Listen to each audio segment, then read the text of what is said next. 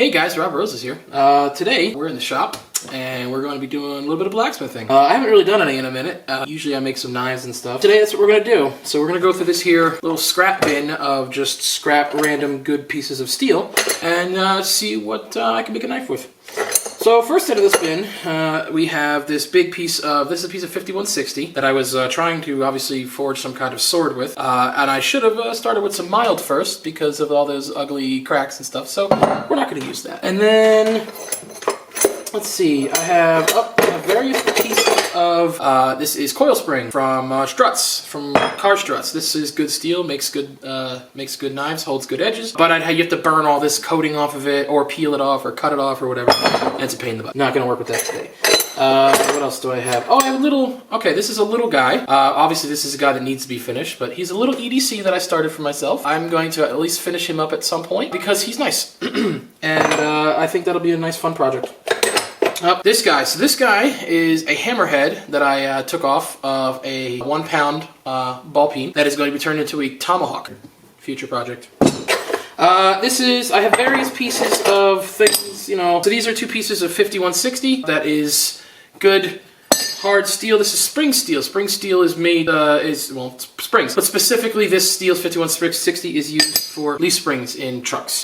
Today, however, I think I'm going to be using this leftover piece of 1095 high carbon. I'm going to take this whole bar, it's probably about a 5-inch bar of 3/16 thickness, 5 inch, about 1.5 inches wide. I'm going to throw it in the forge and we're going to see what comes out of it. Alright, stay tuned.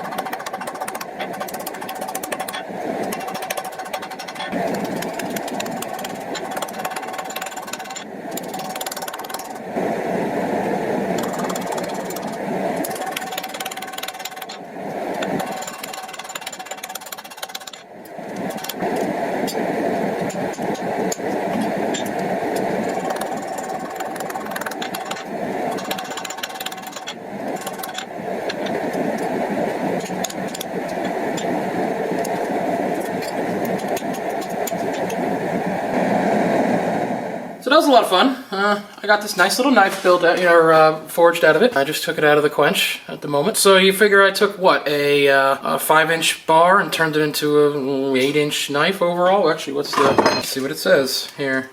8.5 inches total. So I took a 5-inch knife, added 3 inches to it, made it into a longer knife. Not sure exactly the design I was going for. I kind of thought I was going to go for a nice straight back, and then I decided at the end just to kind of give it a little bit of a curve. So right now what this is going to do is this is going to sit in the forge, and I'm going to get it up to white hot, and then I'm going to let it slowly cool down, and that anneals it, makes it softer and easier to work. So that's pretty much the end of this for today. And then next time I will come back and we'll start grinding this and putting in some profile work and stuff. All right, great. Thank you very much for watching, and I hope you all had a great day.